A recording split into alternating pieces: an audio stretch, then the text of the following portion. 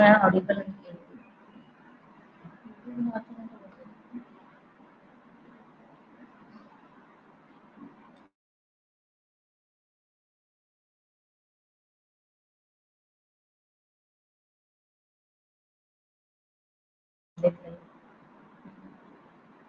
Hello. Am I audible? Hello. Yes, Am you're I? audible. Okay. Just a second.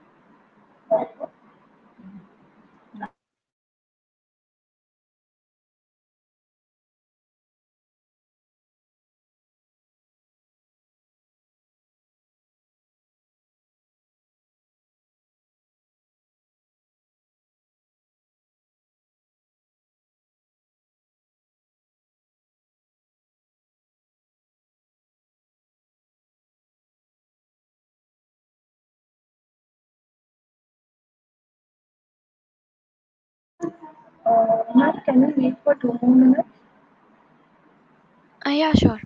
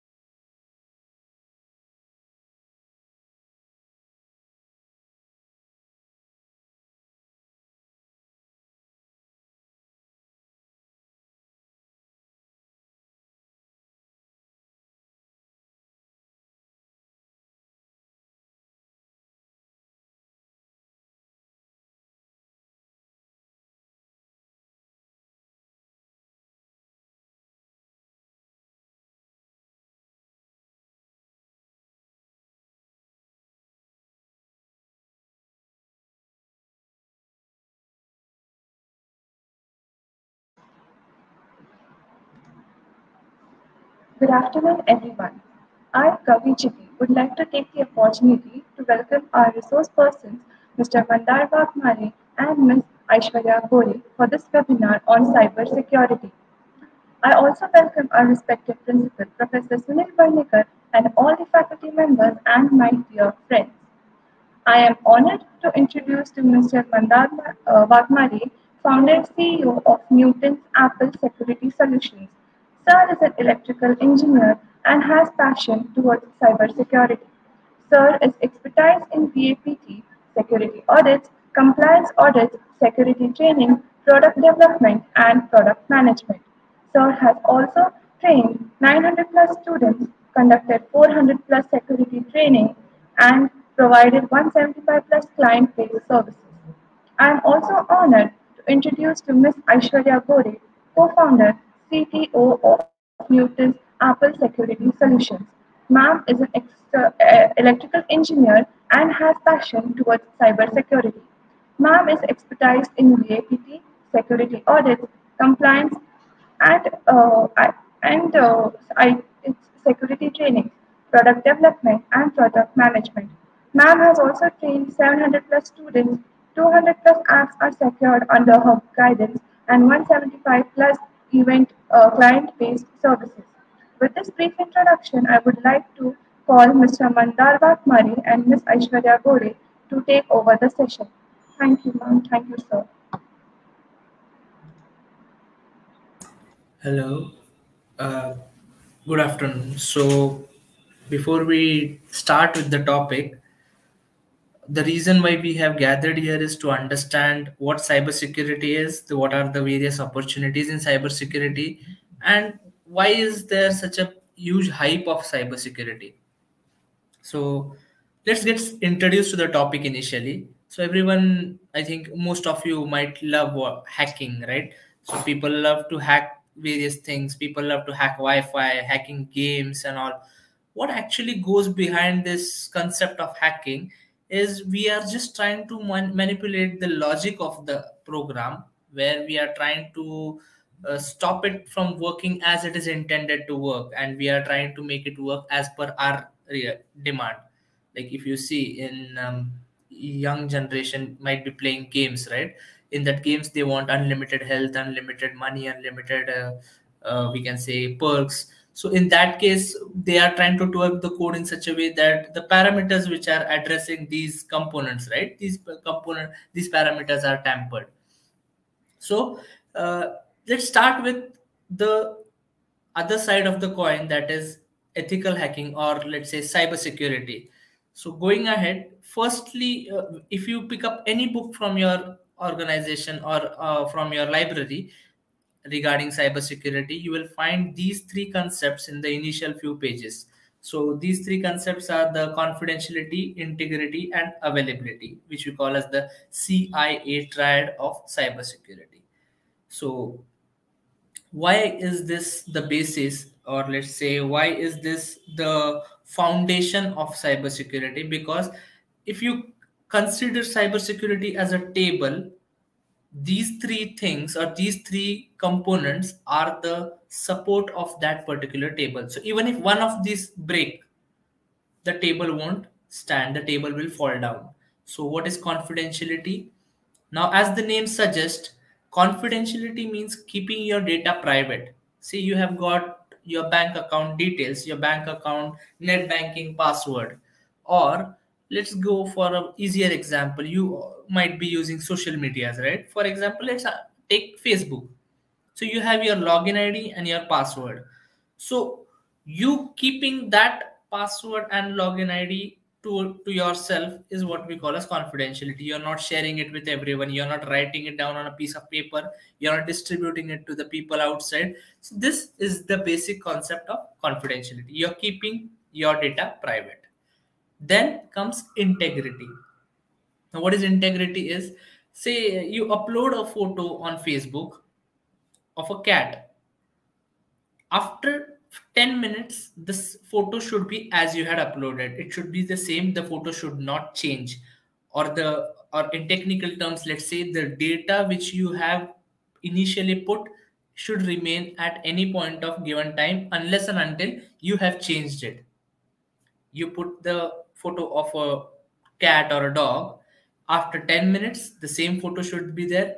After 1 year the same photo should be there. After 10 years the same photo should be there, unless and until you as the authorized person deletes it or modifies it.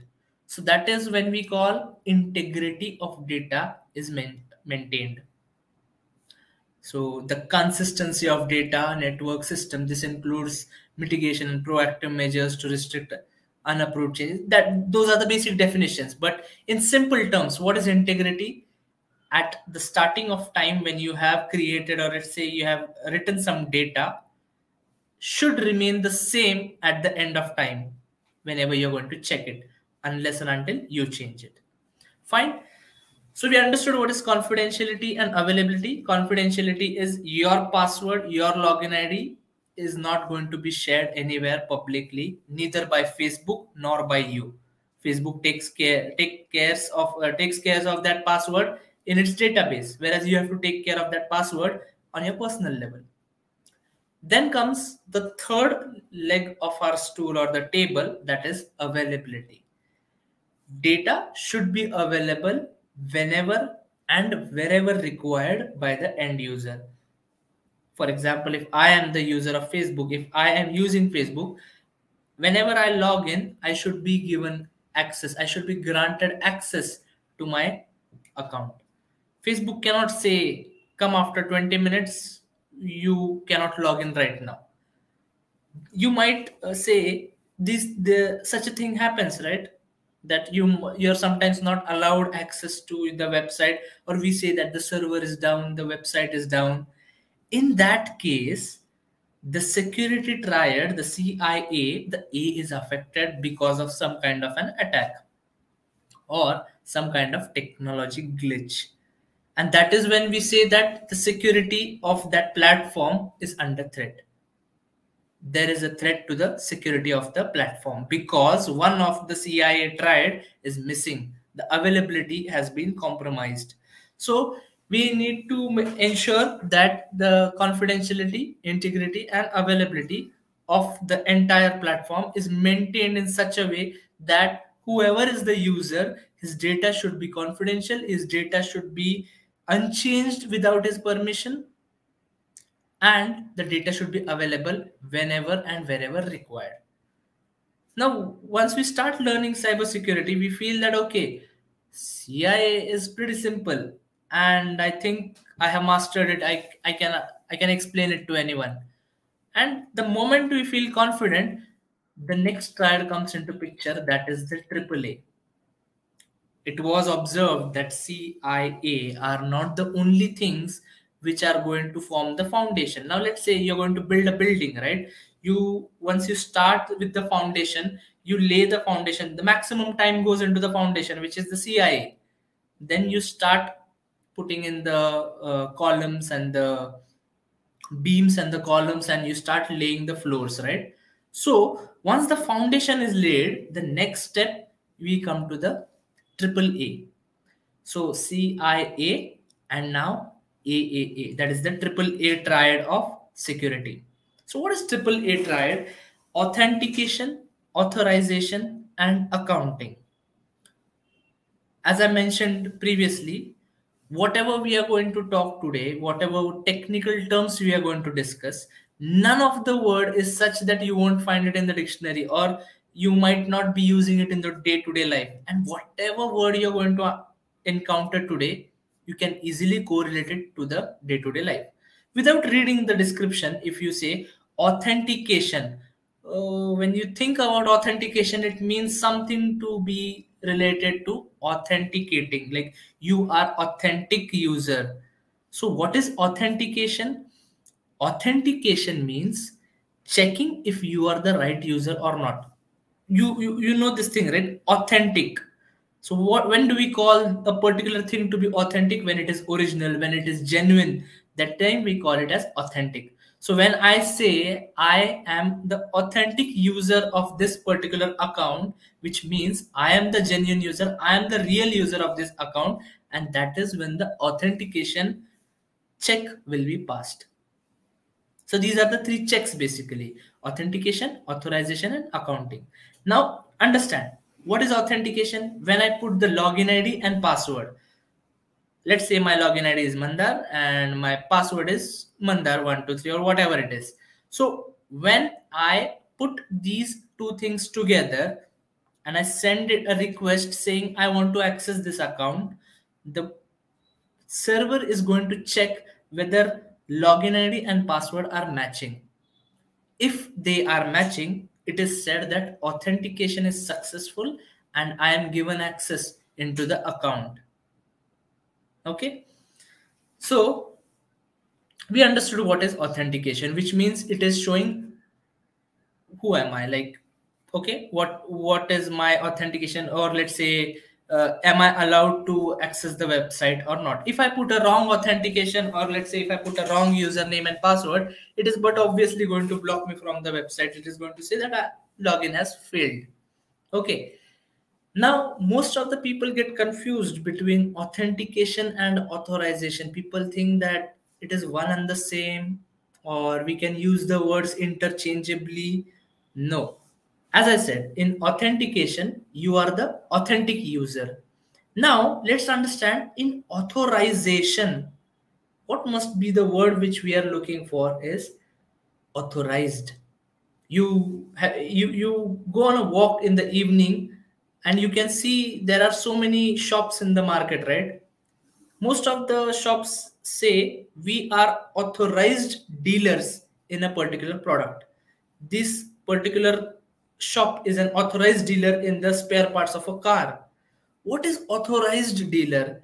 Authorization or authorized dealer means these people are given some rights, these people are given some privileges by the main company. Okay, I'll make the example more easier by giving a turn to this situation in such a way that, let's say, you have heard about Honda cars. So if a person is an authorized dealer of Honda cars, Honda is giving the authority, or let's say Honda is giving the privileges to that particular shopkeeper to give their services to the customer.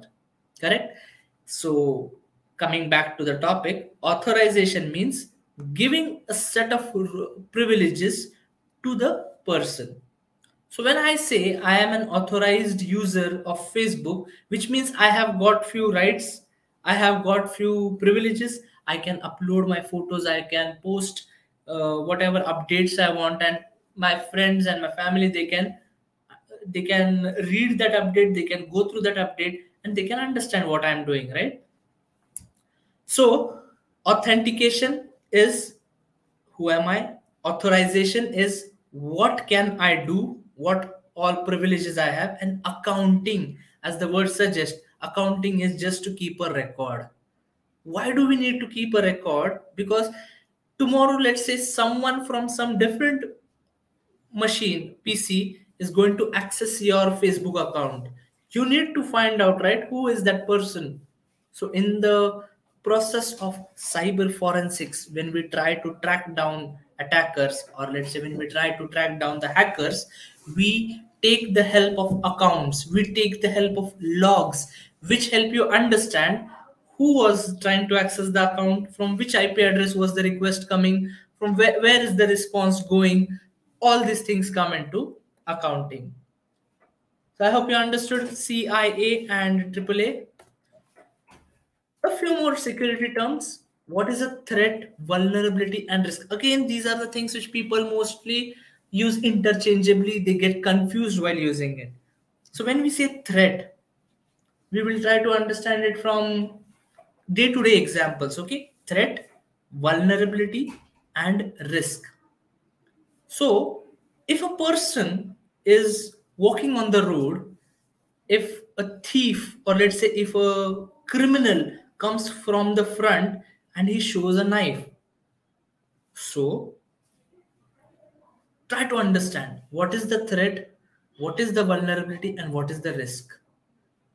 So the knife is the threat, the vulnerability is this person who is getting afraid, okay, someone might kill me with that knife, so he feels that he is vulnerable to that attack. The threat is the knife, and risk is what is going to happen because of that attack. Okay, asset, threat, and vulnerability, these three things come together and we try to calculate what the risk is. Okay, one easy example I'll give you, which will help you remember the difference between these three things for your lifetime. You have a watermelon, and that watermelon has got a weak spot. Let's say some insect went inside, and due to that, only one weak spot is there where it is a bit, we can say, soft. You have all eaten watermelons, right? So you know what watermelon is. It is a hard fruit with red, we can say, red interior, what things you eat inside, right? So the fruit is hard from outside, but if there is some kind of active, let's say if there is some kind of an insect which has gone inside, that part becomes soft. So that soft part is where a knife can easily go inside. A knife does not require much efforts to go inside. That is the vulnerable spot. Okay, our complete watermelon is the asset, or instead of assets we can say it is the victim. In that victim, that soft part is the vulnerability. The knife is the threat, and when the knife cuts into the watermelon from that soft part, we say that exploit has taken place, that an attack has taken place from the vulnerable spot. Okay, in security, there are three different types of teams. There is a red team, purple team, and a blue team. So a red team is basically the one who constantly attacks. A blue team, as the shield is shown, means the one who is going to protect, who is not going to attack, who is going to defend against any attack which is happening. And there is a purple team also, which which is kind of a collaborative security, and they attack as well as they defend. So why do we require to attack, why do we require to defend? In a simple line, I'll explain you. Sometimes when you develop an application, or sometimes when you create your own applications in the organization, it is required that you secure that application. To secure that application, you have to understand how that application can be hacked. So you have to pose as real world hackers, and you have to hack that application. That is what we call as the red teaming. We try to hack the application legally to find out what are the loopholes in that particular application. A blue team, where is a blue team required? Let's say you're working in an office, and that office has got hundreds and hundreds of systems. There is a huge network of network devices, and you are one of the employee in that office. If there is a cyber attack on that office, all the data might go. So to protect that data, someone has to be on the watch always, and that is what the blue team does. They keep on checking if anyone is trying to attack into the network, if anyone is trying to gain access of the network. Now, a combination of both of these is a purple team. Now, why is a purple team required? Or let's say if a purple team exists, why do red team and blue team operate separately? Depends on the cost of the organization, or let's say depends on the budget of the organization. Some people can afford red team, some people can afford blue team, some people cannot afford red and blue team, so they afford a purple team. A simple answer for this. There are various types of hackers: black, white, gray, green, blue, red. So all these type of hackers are the colors are decided on what is their how ethical they are in using their skills. So a black hat hacker is basically, we can say, a criminal. A white hat hacker is a legal hacker. A gray hat hacker, which rarely exists, is a kind of an criminal hacker who does not harm people. So have you heard about a murderer who does not murder people? So it's that kind of an example. So then there are green hat, blue hat, red hat. Okay. Then, what are the different phases of ethical hacking? When we say we want to hack a particular application, we want to get into the application and get some data from there, or let's say we want to capture some confidential data of an application, there might be a procedure, right? So, if you have seen movies, in movies, does the villain directly attack the hero? The villain will first study the hero completely. He will devise a plan. He will act according to the plan. He will get the intel, and then based on the support, or let's say based on the picture which he has created, he will attack the hero. Similarly, in this field also, we have to do the same way. Reconnaissance means gathering information. You have to take the complete information of the project, whatever you're working on. Let's say there is a web application you want to hack into. To hack into that web application, you have to understand how many input fields are there, where is it hosted, what all servers are involved. Then comes the part of scanning, where you have to scan and find out what all vulnerabilities are present. Then we have to gain the access to that application. Once you gain access to the application, you have to maintain your access. Because there is a chance that when you are trying to gain unauthorized access, the system might kick you out of the network. So you have to maintain the access. While maintaining the access, you have to do whatever you want. That is what we call as the exploitation part. Once the exploit is done, we have to clear our tracks, because we don't want anyone to track us back, right? So we have to check if clearing track is possible, so that a real world hacker cannot run away. And finally, we have to report. The only thing is, we need to report as much as in depth as possible, because these hackers, right, whatever hacking they do, we are going to replicate it on our own, and the company for which we are doing it, they need to know how the attack has taken place. So the very most common attacks in the world are phishing attacks. Everyone receives mail in their spam box. So you can go and check those mails. Just check it. Don't click on it. These mails are phishing mails. There are links which have intended purpose of gathering your sensitive information, your card details, your personal details, login details. Then there is man in the middle, where let's say you're communicating with a person and someone comes between you two and tries to manipulate your conversation. Then there is DOS and DDoS, where you overload a server and you bring it down. Then there is password attack. I think that you can easily understand, so trying to steal someone's password. Then there is phishing attacks. You get calls from the people saying, we are from bank and you can give us your credit card information and we will process it for the validity and blah blah blah. So those are phishing attacks. There is brute force attacks, where you have to break into a system without the password. Then there is viruses, which I don't have to tell you what a virus is about. Spywares and keyloggers, which means every keystroke is taken, your data is being spied upon. Malwares are sent into your system. Cross-site scripting is done. SQL injection, where you are going to inject some data into the database of a website. So these are the common types of attacks. These are not only the attacks. There are loads and tons more of attacks, but these are the most common ones. So we'll try to we can say run as much as possible, because we are very short on time and there is a huge content which we have, which we want to share with you guys. So social engineering is basically not hacking the technology, but hacking how the person thinks, or let's say manipulating the thought process of a person, is what we call as social engineering. The art of manipulating people so that they give up confidential information. Where instead of going through the complete slide, I will give you one simple example and that will make it clear.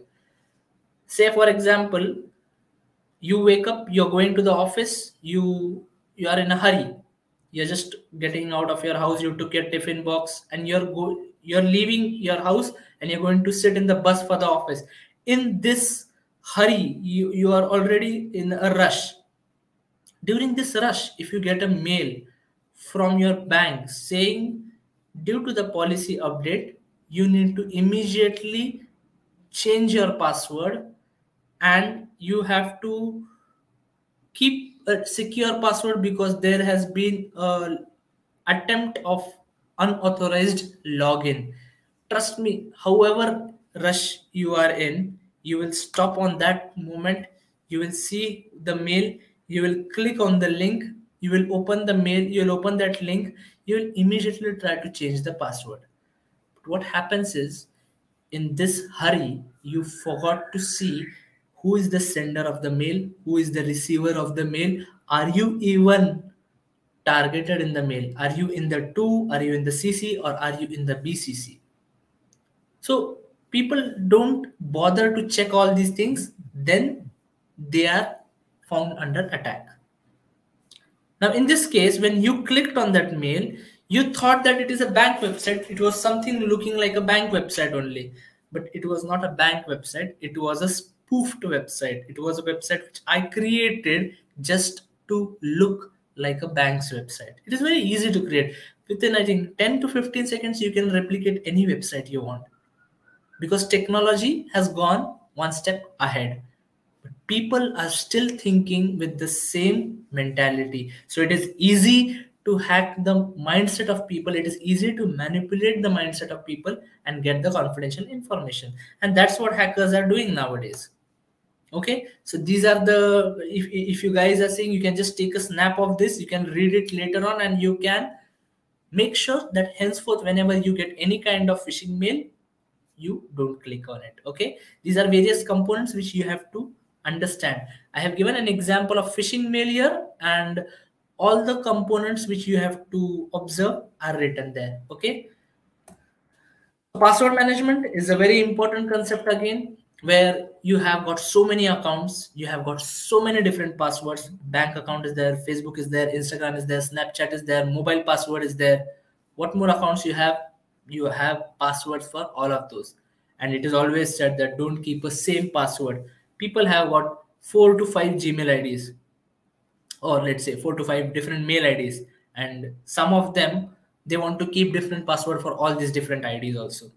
So how is it easy, or is it easy to manage so many different passwords, or should we keep the same password for all? What is the exact way to remain secure in this case? Passwords are important tools protecting your information. See, that is the only small thing which is going to protect all your information. If you give it out to people, how much ever confidential information you have, it is not going to be secure, because with your password, anyone can have access to that data. Passwords can be easily stolen. You write it somewhere, someone will see it. You type it in your notepad and keep. If your laptop is hacked, or let's say if you by mistake share your laptop with someone, that person will get the access of it. If you keep it in the mail, if your mail is compromised, your passwords are gone. So how should we manage passwords? It's really difficult. Okay, you might have heard about this thing, the password setting policy. Any account you go, or let's say in any platform you go, where you have to create an account. The basic thing is minimum 8 characters, include uppercase and lowercase, use special symbols and alphanumerics. Why do these people emphasize so much on this policy? The reason is because this is how much time is required to crack a password. If the number of characters are 3 and there are only numbers, so let's say the password is 123, how much time will it require to crack the password? It will be cracked instantly. Now, this table is not telling you the password cracking by human brain. I'm not going to sit there and I'm not going to type it.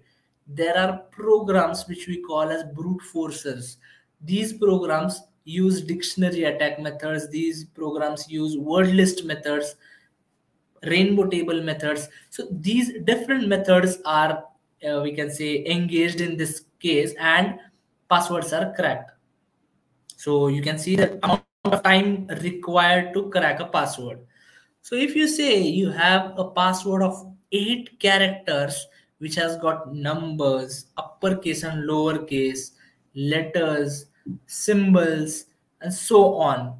So you basically have everything. So approximately 57 days are required to crack that particular account. Now you realize why the emphasis on the number of characters and the type of characters is done while setting a password. Because however important person you are, no one is going to spend 57 days trying to crack your password. And one of the best policy is you have to change your password every 30 days. Do anything, just change one letter from here to there, change your number. Like, let's say if your password is Akash at the rate 123. After 30 days, make it Akash at the rate 321. No problem. Why I'm saying is because even if someone is trying to attack on you, he requires 57 days. You change it within 30 days, he again has to spend that much time. Okay, so that becomes an invalid password. So that is the only reason why minimum requirement is 8 characters, which has got numbers, upper and lower case letters and symbols. Okay, and I think from here Aishwarya will take ahead. So, if you guys have any doubts, you can put it in the comment section, and at the end, we will answer those doubts. Thank you, Mandar. So, moving ahead, let's try to understand the different types of malwares. So, like previously Mandar emphasized, there are different types of common or most popular attacks, and some of the most popular ones unfortunately consist of virus and malware. So actually, virus and malware are two different things. Okay, though they are often used interchangeably, these terms mean totally different things. So malware is more like an umbrella term which consists of the following items: that is the bugs, worms, viruses, bots, trojans, ransomware, adware, and spyware. So bug is something that is an unintentional flaw. So sometimes while coding you make a mistake and that leads to some kind of a security loophole. So that is called as a bug because it's an unintentional mistake which is causing the code to function in a certain peculiar or a malicious manner. Then virus is something that actually clones itself. Now where you all are familiar with coronavirus, you know what happens, right? When that virus goes inside our body, it replicates itself and that's how it spreads. Then initially it spreads within one person and then slowly it moves from one person to another. So that's how the entire family or nations got infected. So viruses in computers also operate in a very similar fashion. The virus is a chunk of code which replicates itself and that's how it spreads within the PC. And once it is spread in that particular machine or the computer, then it slowly starts moving across the network. Then trojan is has a very interesting story to it. So there is this myth which says that in the Greco-Roman era there was this two kings who were fighting against each other for a very long time, and they were equally competent. Therefore no king was able to actually win that battle against the other.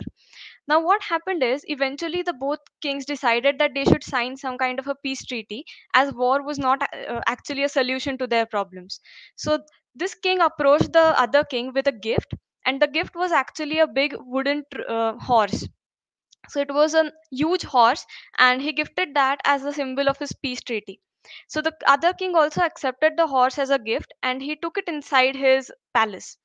At night when everybody slept, the horse was actually broken. Like there were people hiding inside that, soldiers hiding inside that horse. So they broke open the horse, they got out and they killed the entire king's family. So what happened was the horse was actually showcased as a gift or as a good intent, but inside the king had some malicious intents and he had sent soldiers through that horse into the other king's palace. So a Trojan horse works in a very similar fashion. That is, it seems like a legitimate file. So when you are downloading any kind of documents from the internet, be it music files, movies, or any legitimate documents that you're downloading, make sure whatever you download has a specific extension like pdf or .docx in case of word documents or xls or ppts. If it has any other extension than that, if it has multiple extensions, for example if it is being saved as .js.pdf or .exe.pdf or something that you do not recognize, do not download it. If you download it despite of maybe you're not aware, or after downloading you understand that there are multiple extensions, then delete that immediately. Why? Because this is an indication that that file could be a Trojan horse, which means that it is not a legitimate file but contains some kind of a malicious code inside it.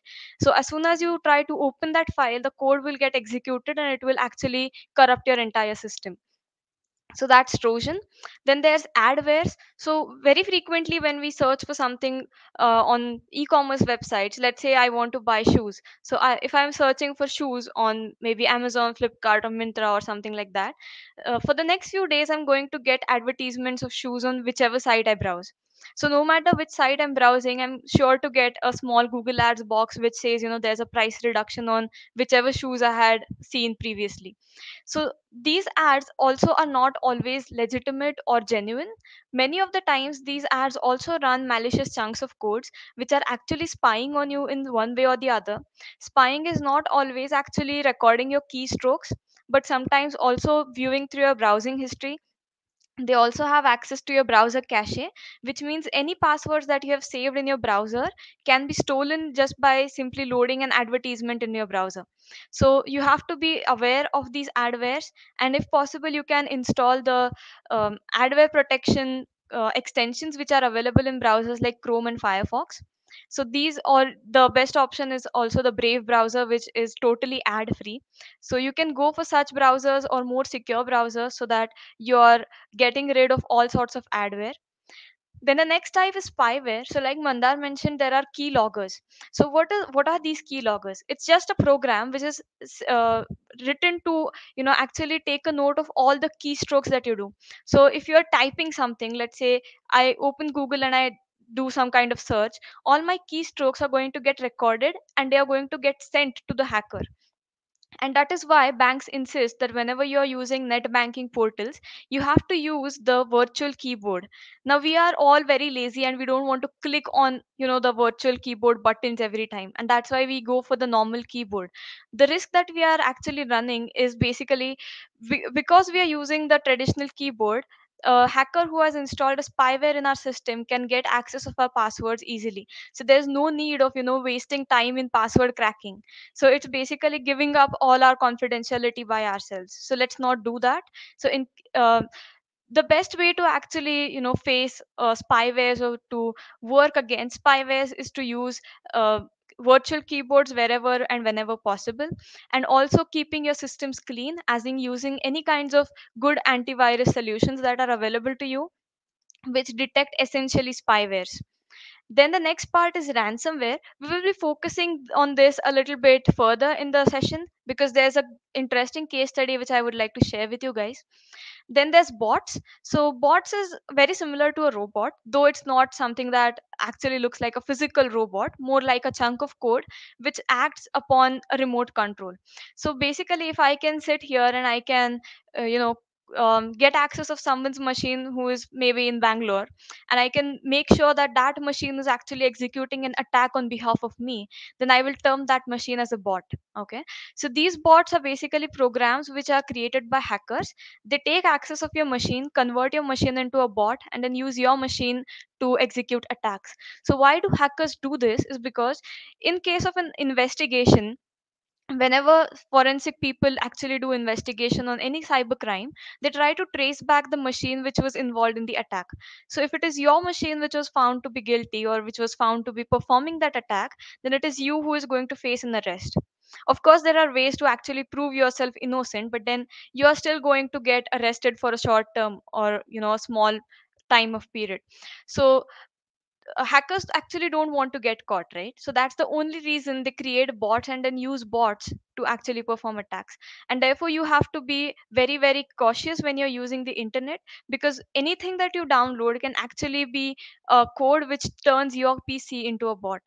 And then worms are something which are again slightly similar to viruses. The only thing is they move across the networks and they corrupt the file systems. So they move file by file and machine by machine through the network. So that's how they function. uh, Mandar, I think I don't have the control of the slides. Right, thank you. So the next one is the maze ransomware attack. So like I said, I would like to elaborate more on the ransomware.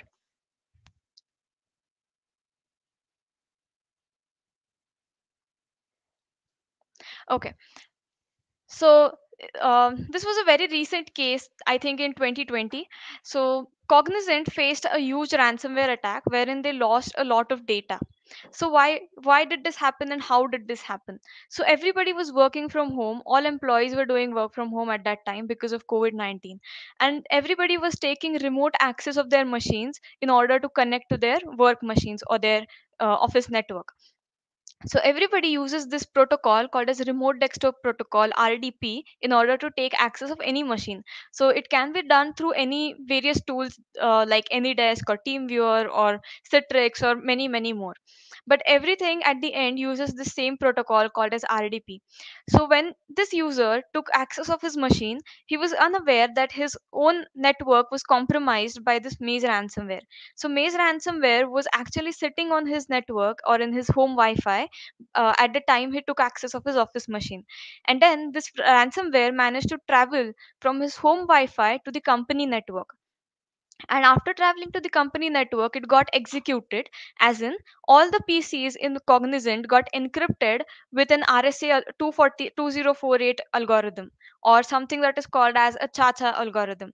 So if you Google these two terms up, you will realize that these are one of the best possible encryption algorithms available right now, which means they are very, very strong and not easily crackable.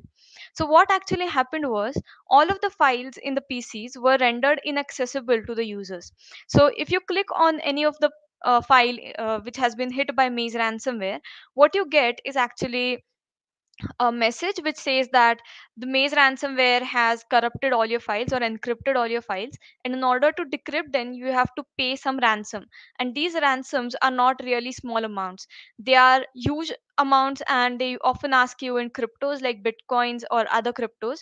So the reason they ask you in cryptos is again because these transactions are considered to be untraceable, or at least very difficult to trace. So therefore the hacker still stand a chance of running away with the money. So what should you do if you ever face a ransomware attack? First of all, in order to prevent any such thing, do not download anything that you're not sure of.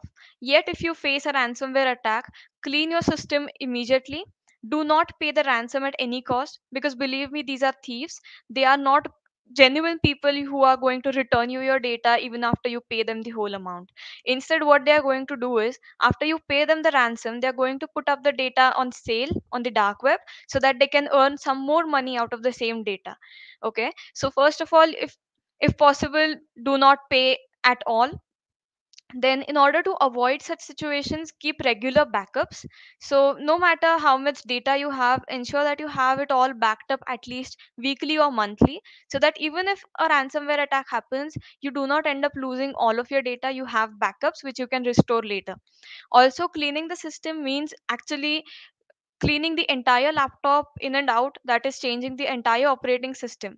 So that will help you to get rid of the ransomware completely. And then as an additional precaution, use some kind of good antivirus which will detect such ransomware attacks in advance.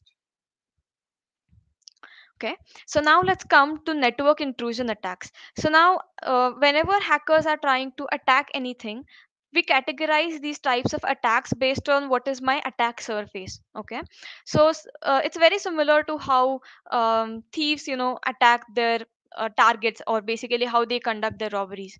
So there are different ways in which they do that, right? Similarly, in case of digital assets, there are classifications, like there are web attacks which happen on web applications, then there are Android attacks which happen on Android phones or Android applications. Then there are network attacks which often happen upon all kinds of network devices. So network intrusions refer to any kind of unauthorized activity which happens on your digital networks. To summarize what a network is, it is basically just a few PCs connected to your Wi-Fi. It can be something more than PCs, that is basically your routers, your access points. Then in industry scenarios, it is mostly switches, firewalls, and sometimes also your mobile phones connected, if they are connected to the same Wi-Fi network. So all your digital components which communicate over the network or over the internet are considered as a big network. So what all attacks can happen on a network is something like DOS or DDoS. So DOS is basically denial of service, and DDoS is basically distributed denial of service. We are going to see all these four attacks in detail. Okay, then the next is buffer overflow, then botnet attacks, and man in the middle attacks. So denial of service attacks actually happen on systems wherein you want to bring them down. Okay, you may have seen this attack in your life, if you remember the day of your results, or 10th or 12th standard results. So the results are declared or displayed, at a particular time. It can be like 1 p.m. or 2 p.m. on the government portals, and we are all sitting anxiously in front of our screens, like when is it like 1 p.m. and I'll just click and see my result. So what happens is, at that instant, at exactly at that 1 p.m. or 2 p.m. mark, everybody tries to log into that website, and many of us just start seeing that the page is not available, or 404 page not found, or some similar error. So what is actually happening is, that web server is actually facing a situation very similar to DOS. So in DOS attack or a denial of service attack, what happens is, hackers send out a large number of packets to the web server, on which the website is hosted. So because of this large number of packets which are being sent out, what happens is the server is not capable of answering to every service or every request that is coming in. So as a result, the web server actually fails to respond after a certain time, which is what we perceive as the website has gone down. Okay, so when we say that the site has gone down because of a DOS attack, it means that a web server is no more responding to the incoming requests. Similarly, when so many people actually try to access the result portal on that particular day, the website is not capable of handling that amount of data. But then is the site really going down? Are we really losing all the data of so many thousands of students that we have? No, right? So what actually happens is these websites have something called as a load balancer. So load balancer actually decides that this website should have access to maybe 400 or 500 people at a time. So only 400 or 500 people are allowed to access that site at a time, and all the others are shown this message that the site is not available, or the page is not available, or something similar. So what happens is after a few more tries, if you try, you will understand that you actually get into the site and you can see your result. So that is how actually a denial of service attack works. Now, in a distributed denial of service, it is not just one hacker who is trying to bring down the site, but there are multiple of them. So, to be very honest, your 10th or 12th standard result is more like a distributed denial of service rather than a DOS, because there are thousands of students who are trying to access the site. So, why do hackers do a DDoS? Is because often it is found that with modern systems, when you're trying to do a DOS attack with one PC, the web server is very much capable of handling that kind of load. So the server is not actually being brought down, right? So when you do a DDoS, that is when you use multiple PCs to actually bring that system down, it is much more successful. So therefore, hackers often go for DDoS rather than a DOS. And now, how do they do that DDoS? Is through something called as botnets. So, like I already mentioned, what bots are, it is just PCs that people or the hackers have hijacked, and they are using the other PCs to cause a DDoS attack. So, if I can get access to maybe 10 machines, if I hijack into 10 machines, and if I use all these 10 machines to target that same web server that I was trying earlier, it is possible that I will be able to do a DDoS and actually bring the server down. So, that's how a botnet attack works. Okay, so this is what it actually looks like. This is the bot master who is doing a command and control of all these machines, and there are these not just 10 or 20 hosts, but probably hundreds and thousands of infected botnets which are being used to target the victim server. Right. So now we go to the man in the middle attack. Now, this is also a very interesting scenario. You may have seen that when you're using WhatsApp, when you try to chat with a new person, you get this small yellow box at the end. So it says that all your messages are encrypted with some end to end encryption, right? So what that means is that the message that is leaving your mobile phone is going to go through an encrypted channel until it reaches the recipient, which means that any third party who is trying to listen in on your conversations cannot actually read those conversations. So what happens in man in the middle attacks is there is literally a person or a hacker who is trying to read the communication between two devices. It need not be something like a WhatsApp conversation, but something that is happening between two devices, as in, let's say you're connected to a public wi-fi, you are in a cafe and you're sitting there with your friends. Just because you don't have a data pack, you try to connect to the cafe's wi-fi. Now while you're browsing on that wi-fi, everything that you're doing is actually going on an unencrypted channel. So a hacker who's actually sitting right there with you in the same cafe can see everything that you're doing on that Wi-Fi, as in anything that you're browsing. So if you are actually trying to make any kind of purchases from the e-commerce sites, then they also know what you're purchasing. They also know the credit card numbers that you just put in there, and also the passwords that you use for that. So the hackers are actually sitting right in between you and your Wi-Fi network, or you and the other person that you're communicating with, and they are able to read and also sometimes modify what you're speaking with each other, what you're communicating with the wi-fi devices. So that is the man in the middle attack, and the only way you can actually prevent that as a user is avoid using public wi-fi as much as possible. If it is unavoidable, at least make sure that you're not handling any kind of sensitive data while you're on public wi-fi. Do not do any kind of net banking or any kind of online payments while on public wi-fi. Do not download anything while on public wi-fi, because you're not sure if that download was legitimate or was it actually redirected to you by a hacker himself. So that's how you can actually safeguard yourselves from the mitm or the man in the middle attack. All right, so now this is where things actually become something that you have seen this in day to day life. We have all faced some or the other sort of cyberbullying or cyber stalking in our life. Typically, girls or women are more prone to such kind of attacks. In fact, they are said to be twice as likely as men to be involved in cyberbullying. So what happens is, while we are all using social media platforms, we are exposed to so many elements in the society that we do not know of, right? It is not possible to know each and every of my Facebook friend or Instagram friend. Most of them come to me as requests through mutuals. They can be some student who attended my session sometime. I have no clue of knowing who that person actually is. And most of the time we tend to give access, or we tend to accept their request as a friend request or something. So they also have access to your personal data. What happens is, this leads to cyberbullying, as in people try to take undue advantage of all the data that you're putting on these platforms.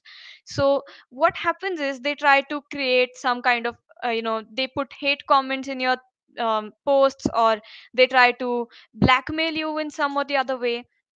So all these things are considered under cyberbullying. So are we really safe on social media platforms, and then what are the measures that we can take to actually keep ourselves safe from these things? So the best thing is, do not post any of your private information on any social media. There's no need to actually put where you are with your family, how well you are enjoying with them, or especially putting pictures of all the family traveling somewhere and then putting the exact location. That's the worst thing you can do to yourself, because then not just the hackers or cyber criminals, but also thieves will be aware that you are not in your home, and that can also lead to robberies. And in fact, it has also happened in many cities like Pune and Bangalore, where people or thieves have basically taken advantage of this fact, and they have robbed the people of everything they owned. So how can we actually safeguard ourselves from cyber stalking or cyberbullying? So if anybody is contacting you despite of your indication of disinterest, as in if you have already conveyed it to them that you are not liking the kind of communication they are doing with you, and if they are still persistent, you can go and file an FIR. If they are monitoring your online activities, if they are trying to stalk you on the digital world or even in the physical sense, you still have the right to go and lodge an FIR.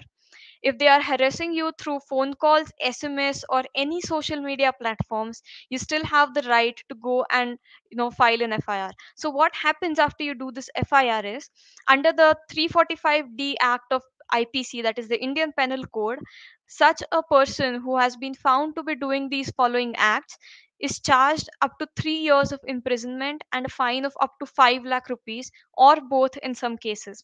So if you are facing something like this, do not sit quietly at home. There is this portal by the government of India wherein you can lodge an online complaint, and in case of attacks like cyberbullying, cyber stalking, or any kind of online sexual abuse, you have this right to actually lodge an anonymous complaint wherein you don't have to reveal your personal details. So this is something that many women face, but they do not speak about it.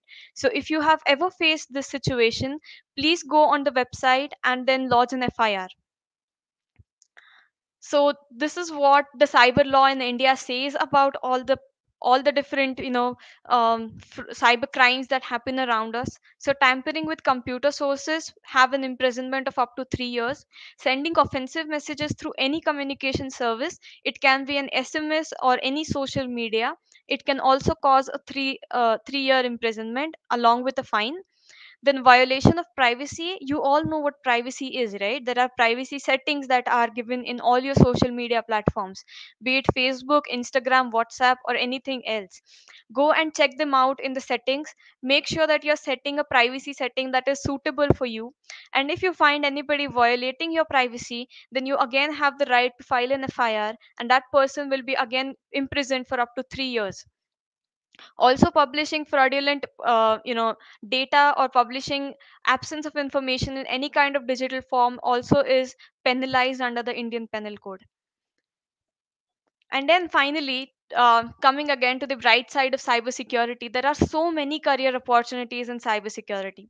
So it's a very interesting field, typically for a person who likes adventures or who likes challenges in your day to day life. So there are, again, like Mandar said, there are two teams that work in cybersecurity. There is the red team and the blue team. So depending upon your personal choices, you can choose to be a red teamer or a blue teamer. And the career opportunities start right from where you are right now.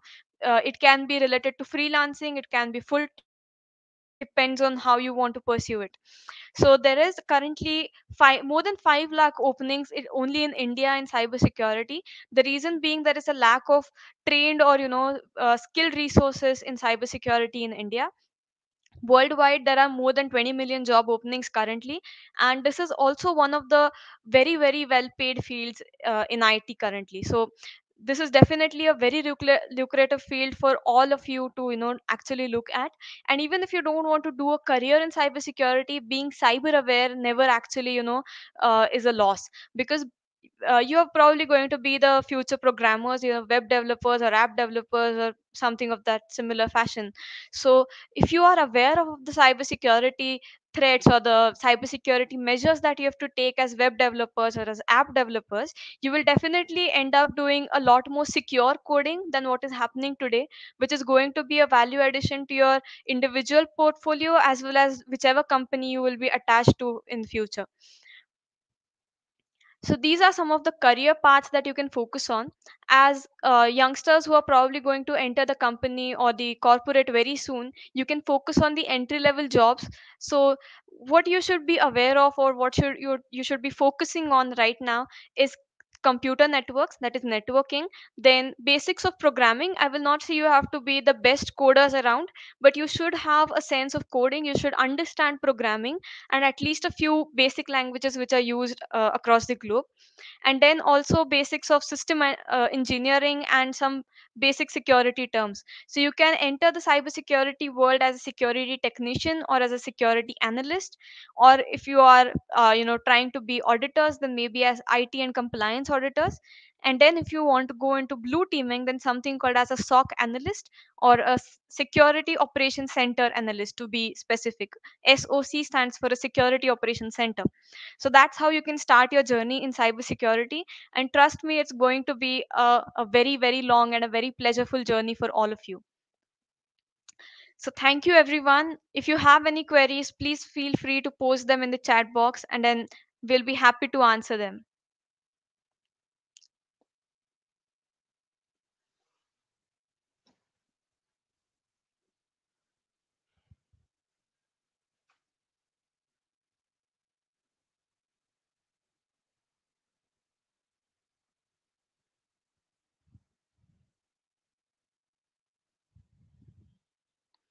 All right, I think there are no questions then. Ma'am, are you there? I think we have come to an end for this session.